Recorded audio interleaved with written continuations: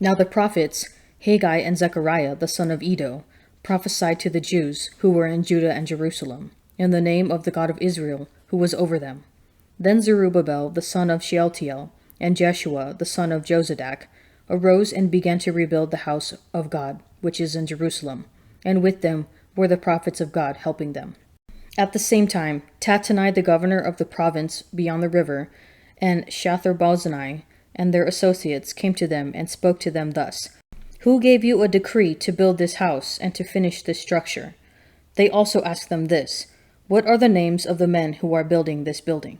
But the eye of their God was upon the elders of the Jews, and they did not stop them till a report should reach Darius, and then answer be returned by letter concerning it. The copy of the letter which Tattenai, the governor of the province beyond the river, and Shatharboznai, and his associates the governors, who were in the province beyond the river, sent to Darius the king. They sent him a report in which was written as follows: To Darius the king, all peace. Be it known to the king that we went to the province of Judah, to the house of the great God. It is being built with huge stones, and timber is laid in the walls. This work goes on diligently, and prospers in their lands. Then we asked those elders and spoke to them thus: Who gave you a decree to build this house and to finish this structure? We also asked them their names, for your information, that we might write down the names of the men at their head. And this was their reply to us: We are the servants of the God of heaven and earth, and we are rebuilding the house that was built many years ago, which a great king of Israel built and finished. But because our fathers had angered the God of heaven, he gave them into the hand of Nebuchadnezzar king of Babylon, the Chaldean, who destroyed this house and carried away the people to Babylonia. However, in the first year of Cyrus king of Babylon, Cyrus the king made a decree that this house of God should be rebuilt, and the gold and silver vessels of the house of God which Nebuchadnezzar had taken out of the temple that was in Jerusalem and brought into the temple of Babylon, these Cyrus the king took out of the temple of Babylon, and they were delivered to one whose name was Sheshbazzar, whom he had made governor. And he said to them, Take these vessels, go and put them in the temple which is in Jerusalem, and let the house of God be rebuilt on its site. Then this Sheshbazzar came and laid the foundations of the house of God, which is in Jerusalem. And from that time until now it has been in building, and it is not yet finished. Therefore, if it seem good to the king, let search be made in the royal archives there in Babylon, to see whether a decree was issued by Cyrus the king for the rebuilding of this house of God in Jerusalem, and let the king send us his pleasure in this matter. Then Darius the king made a decree, and search was made in Babylonia, in the house of the archives, where the documents were stored, and in Ecbatana, the capital, which is in the province of Media. A scroll was found on which this was written: A record. In the first year of Cyrus the king issued a decree concerning the house of God at Jerusalem. Let the house be rebuilt, the place where sacrifices are offered and burnt offerings are brought. Its height shall be 60 cubits, and its breadth 60 cubits, with 3 courses of great stones and 1 course of timber. Let the cost be paid from the royal treasury, and also let the gold and silver vessels of the house of God, which Nebuchadnezzar took out of the temple that is in Jerusalem, and brought to Babylon, be restored, and brought back to the temple which is in Jerusalem, each to its place. You shall put them in the house of God. Now therefore, Tattenai, governor of the province beyond the river, Shetharboznai, and your associates, the governors, who are in the province beyond the river, keep away. Let the work on this house of God alone. Let the governor of the Jews and the elders of the Jews rebuild this house of God on its site. Moreover, I make a decree regarding what you shall do for these elders of the Jews for the rebuilding of this house of God. The cost is to be paid to these men in full, and without delay, from the royal revenue, the tribute of the province from beyond the river, and whatever is needed, young bulls, rams, or sheep for burnt offerings to the God of heaven, wheat, salt, wine, or oil, as the priests at Jerusalem require, let that be given to them day by day without fail, that they may offer pleasing sacrifices to the God of heaven, and pray for the life of the king and his sons. Also I make a decree that if anyone alters this edict, a beam shall be pulled out of his house, and he shall be impaled upon it, and his house shall be made a dunghill. May the God who has caused his name to dwell there overthrow any king or people that shall put forth a hand to alter this, or to destroy this house of God, which is in Jerusalem. I, Darius, make a decree. Let it be done with all diligence. Then, according to the word sent by Darius the king, Tattenai, the governor of the province beyond the river, Shethar-bozenai, and their associates did with all diligence what Darius the king had ordered.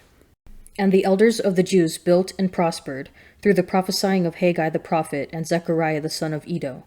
They finished their building by command of the God of Israel, and by decree of Cyrus and Darius, and Artaxerxes king of Persia.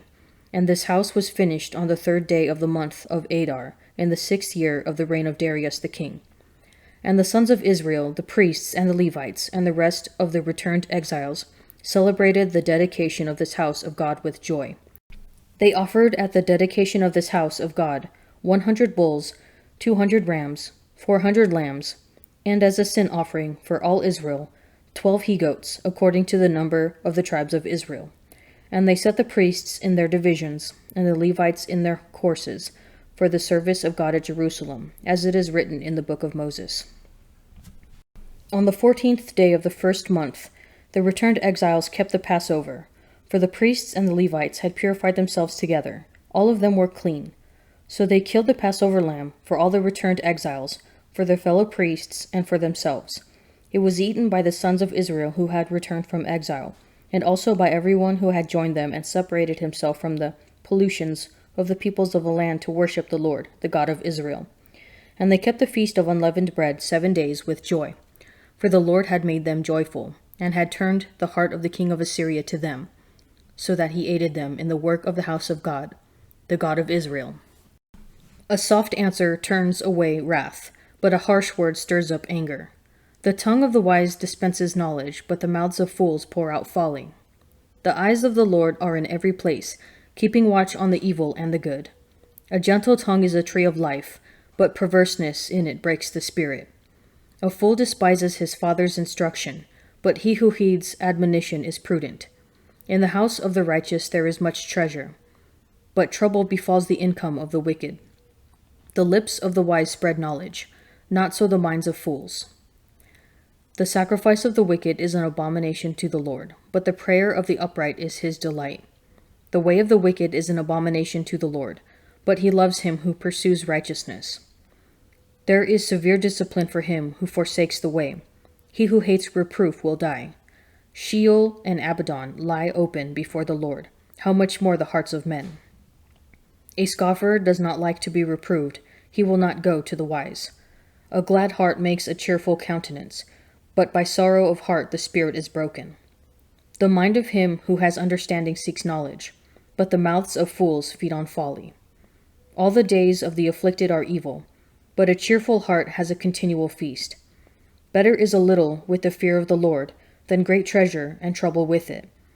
Better is a dinner of herbs where love is than a fatted ox and hatred with it. A hot-tempered man stirs up strife, but he who is slow to anger quiets contention. The way of a sluggard is overgrown with thorns, but the path of the upright is a level highway. A wise son makes a glad father, but a foolish man despises his mother. Folly is a joy to him who has no sense, but a man of understanding walks aright. After the uproar ceased, Paul sent for the disciples, and having exhorted them, took leave of them, and departed for Macedonia. When he had gone through these parts, and had given them much encouragement, he came to Greece. There he spent 3 months, and when a plot was made against him by the Jews as he was about to set sail for Syria, he determined to return through Macedonia. Sopater of Beroea, the son of Pyrrhus, accompanied him, and of the Thessalonians, Aristarchus and Secundus, and Gaius, and Derbe, and Timothy, and the Asians, Tychicus, and Trophimus. These went on, and were waiting for us at Troas, but we sailed away from Philippi after the days of unleavened bread, and in 5 days we came to them at Troas, where we stayed for 7 days. On the first day of the week, when we were gathered together to break bread, Paul talked with them, intending to depart on the next day, and he prolonged his speech until midnight. There were many lights in the upper chamber where we gathered, and a young man named Eutychus was sitting in the window. He sank into a deep sleep as Paul talked still longer, and being overcome by sleep, He fell down from the third story and was taken up dead. But Paul went down and bent over him, and embracing him said, "Do not be alarmed, for his life is in him."